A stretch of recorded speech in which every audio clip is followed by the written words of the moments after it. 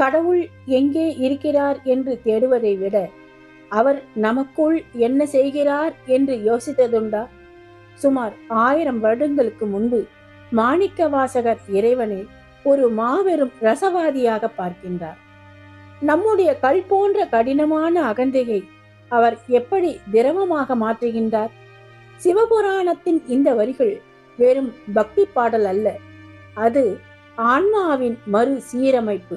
அன்பர்களே, இறைவன் தூணிலும் துரும்பிலும் இருப்பதை நாம் ஏற்கனவே அறிவோம். ஆனால் அவன் நம்மை நீராக உருக்கி தனக்குள் எப்படி இணைத்துக் கொள்கின்றான்? யாவையுமாய் அல்லையுமாய் என அவன் நிற்கும் அந்த ரகசியம் என்ன? வாருங்கள் பார்க்கலாம். நீராய் உருக்கி என் ஆருயிராய் நின்றானே. மாணிக்கவாசகர் இங்கே உருக்கி என்ற சொல்லை பயன்படுத்துகின்றார். ஏன்? தங்கம் உருக்கப்படும் போதுதான் அதன் அழுக்கு நீங்கி பிரகாசம் பெறும். அதுபோல நம்முடைய நான் என்னும் ஆணவம், கோபம், போராமை போன்ற அழுக்குகளை தனது பேரன்பால் இறைவன் உருக்குகின்றான். அப்படி உருக்கிய பின் மிஞ்சுவது வெறும் நீரல்ல, அதுதான் தூய்மையான ஆருயிர். அந்த நிலையில் இறைவன் வேறல்ல, நாம் வேறல்ல. அவன் உயிருக்கு உயிராய் அங்கே நிலை பெறுகின்றான். இன்ப துன்பங்களுக்கு அப்பால் இன்பமும் துன்பமும் இல்லானே உள்ளானே.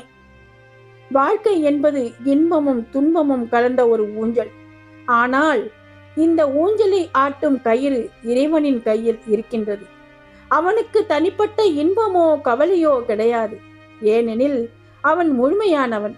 ஆனால் ஒரு தாய்க்கு தன் குழந்தையின் வலி எப்படி தன் வலியாக தெரியுமோ, அதுபோல நம் ஒவ்வொரு உணர்விலும் அவன் உள்ளானே, அதாவது நீக்கமர நிறைந்திருக்கின்றான்.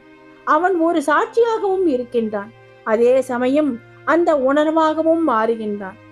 அன்பருக்கு அன்பனே யாவையுமாய் அல்லையுமாம். இதுதான் பிரபஞ்சத்தின் உச்சக்கட்ட ரகசியம். அவன் இந்த அண்ட சராசரமாகவும் இருக்கின்றான்.